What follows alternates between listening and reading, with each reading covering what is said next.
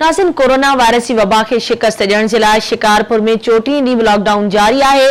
माण्हू घरनि ताईं महदूद आहिनि। इन हवाले सां वधीक तफ़सील ॿुधाइण जे लाइ असां सां वीडियो लिंक ते मौजूद है आवाज़ न्यूज़ रिपोर्टर अतीक धोकड़।